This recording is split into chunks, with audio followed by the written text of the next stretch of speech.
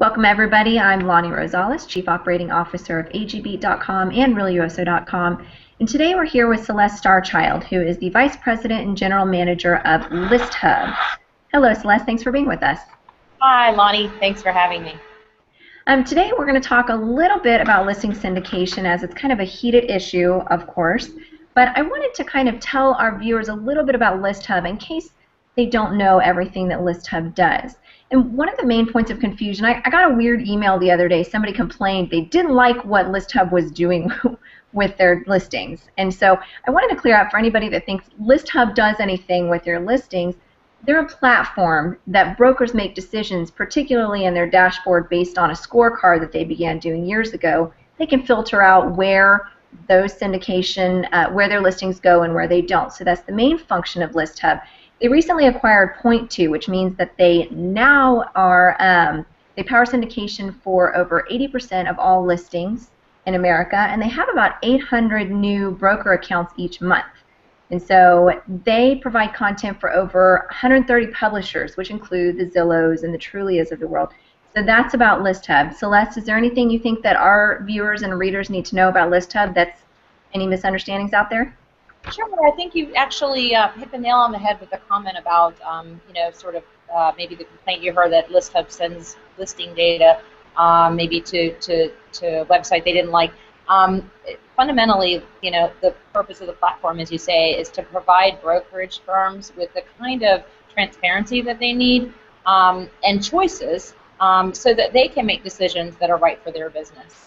So to that end, the ListHub platform provides brokers with filters and scorecards and actual analytics so you can see what's working and what's not working and make decisions accordingly, and really just makes that whole really complex landscape more manageable within a consolidated dashboard. So I think Go ahead. well, it's important to think about it as a two-way street, right? So a lot of people think about, the sending of your listings to websites for advertising, and it's really important to think also about what you as a broker or as an agent are getting back from those websites in the way of insights, analytics, what kind of technical support features are available coming back to you. So all of those things coming back through to a consolidated platform is just as important as sending it all out to a consolidated platform. That's a great point. So I'm wondering if an agent ever emails me and says, I don't like what's happening, they need to talk to their broker, right? Right, exactly. Exactly. Fundamentally, there's no single piece of data that ListHub makes a decision about in our platform. So to your point, and today we handle more than 2.7 million listings on behalf of our broker customers, and we're effectively the conduit for them to make all these decisions, but we don't make a single decision about where a single listing displays or does not display across the web.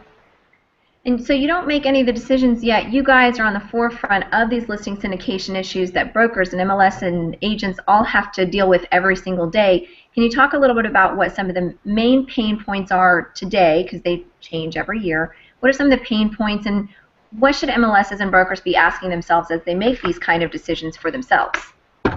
So I think the biggest issue that our industry has had for a long time as it relates to technology is fragmentation. So fragmentation meaning that in terms of how content gets distributed, if you're a broker or you're an agent or you want to use tools or you want to use websites, there are so many different ways that the data goes out, whether it be a centralized platform like ListHub, or whether it be a website vendor that distributes listings, or a virtual tour company that distributes listings, or a franchise, or an MLS, or a broker, or an agent.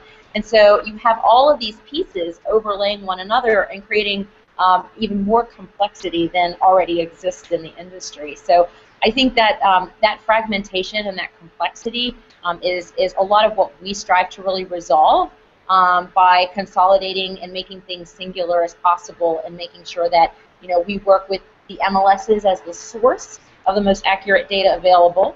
We work with the brokers as the authoritative decision maker about where those listings should go, and then we work with the agents to make sure that they have tools in their hands to be able to do a good job communicating with their seller clients, being able to interface with consumers in a meaningful way, which is of course what they care about the most. So it's incorporating all of those constituency groups. Before we go on to the next question, I'd like to know your opinion on why do you think this is such an emotionally charged issue?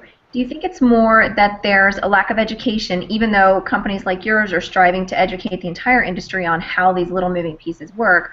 Or do you think it's just because the moving parts move so frequently? Why do you think it's so emotionally charged? Well, I agree that things are moving really quickly, and there's a lot to adapt to in a short amount of time.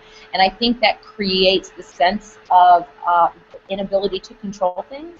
And I would say that brokers have more control than they think they have. And that's one of the things I really look forward to talking about at the National Association of Brokers Conference coming up. I think that's really important for brokers to understand that they do have choices and they do have control as long as they're asking the right questions.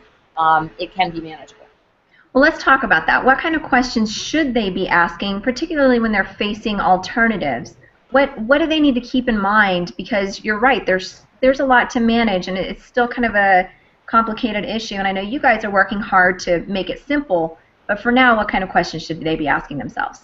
What brokers I think should be really asking, there are a couple of key things. One is I think that brokers, if we sort of take a step back and broaden our perspective beyond a data feed, right, and think more about where are all of the places that you as a brokerage want your data to go.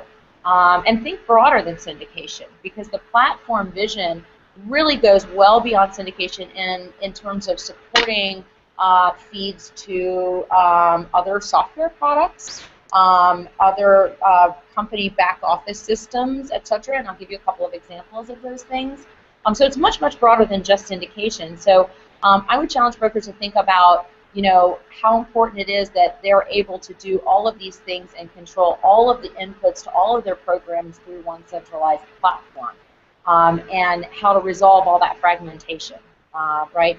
So I think that's one of the biggest things to think about. The second thing to think about is how the terms are framed up between the brokerage and all of these different destinations. So with any data feed, there should certainly be a license or an agreement that supports that data feed and describes exactly what can and cannot be done with that data. So this is really important for brokers. Data is king, content is king, as they say, and brokers need to make sure that they're getting the value that they're looking for when they send their data, and there aren't going to be any unintended consequences down the road. So, I'll talk a little bit about some of the pain points that I hear from brokers in the field, both on the technology side and on the contractual side. So on the technology side, we really hear from brokers that they're frustrated that their agents have to enter their listings into multiple MLSs, onto multiple websites or multiple software programs. You have forms and transaction management and single property websites and virtual tours, and the list kind of goes on and on and on.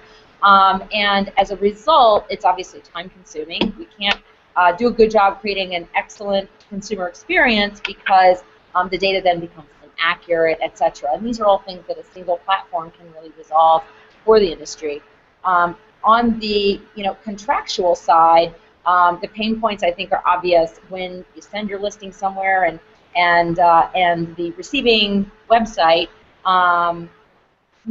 keeps the data in perpetuity or something like that. This is where you have that real life situation, and I know everybody has had this experience who sells real estate. You get a phone call from your client saying, why are my photos still on that website? We closed a month ago, or we closed a year ago in some cases or more, and the picture's still there, and I don't feel like I can get it down. So those are the repercussions if we don't ask the right questions going in about what's important from a licensing standpoint to make sure that that feed is doing what I want it to do for my business. So there's the technology side, and then there's the content side.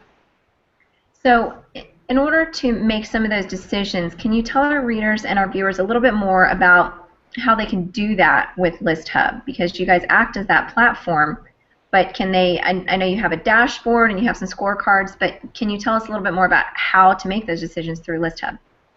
Sure, absolutely. Well, we make it very easy. I'll give you just a couple of examples, and certainly, we can talk a little bit more at the conference, not just about how it works today, but what the future looks like, and that's really getting very exciting. So, Today, some of the examples are you can go into the dashboard and let's say that you as a brokerage have some business rules around how you want your internet leads to be routed, which is obviously super important, and it's a great idea to have a good strategy in place because, again, it goes back to serving the consumer at the end of the day, and if we're not doing a good job of rapidly responding and making sure that they get get the attention they need, we're gonna lose that contact with that consumer. So you can go into a ListHub dashboard today and designate how you want your leads managed. You can do that at the brokerage level, at the office level, at the agent level. You can have hybrid models, etc. So that's a good example of something that's really easy to do with a single platform, but that would be really hard to do if you had to update that information across 50 websites or more even. Another example is related to, Lonnie, how we talked about the feedback coming into the platform, not just the data going out, but that feedback coming in. So today, if you really want to make your life easy and get a lot of analytics consolidated in one place that represents traffic and consumer interest and leads generated across numerous websites, you can get all that information in a consolidated report with ListHub right there in the dashboard, pre-formatted, branded, all of that good stuff. So it makes it really, really easy instead of really cumbersome. And then, there are numerous other examples. I would say routing traffic. Most of the brokers we work with want the websites where they advertise to have links back to their brokerage website.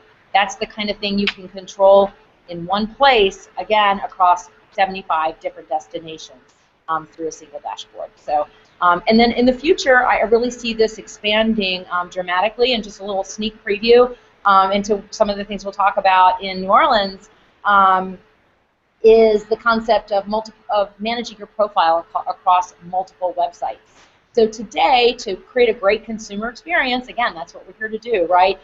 Agents have to go into multiple websites and update their photo and update their website and email address and referrals and all of those things to advertise their services and their expertise. In the single platform vision, we're looking to a world where all that can be managed in one single place and then distributed or represented across multiple places on the web. So, so those are a couple examples. So ListHub has really become maybe one of the most useful productivity tools for real estate. I don't actually hear it referred to as that very often, but it sounds like that's what you guys are really envisioning, is cutting down on that time that agents and brokers have to spend doing these monotonous data entry things.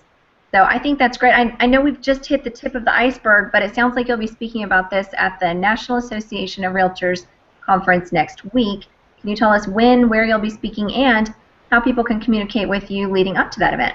Sure, absolutely. So the presentation I'll be giving, it's going to be at the Convention Center on a Saturday, November the 8th. The session starts at 9 o'clock in the morning, and it's called Connecting All Your Systems in a Single Platform. That's the title of the presentation, and it's going to be in room 228. So in the meantime, or if you want that in writing or have any other questions in the meantime, my email is cstarchild@listhub.com. So that's cstarchild@listhub.com. You can reach me anytime. Thank you so much for being with us, Celeste. You've been very informative, and I think people have a better understanding now of some of the pain points of listing syndication and the vision of the single platform going forward. Thanks a lot, Lonnie. Appreciate it. And guys, if you want to learn more, please visit realuso.com or agb.com, where this video and many other real estate news stories will be featured. And thank you to Move for partnering with us on this presentation. And we look forward to seeing everybody at the National Association of Realtors Convention next week. Thanks again, Celeste, and thanks, readers and viewers. Take care.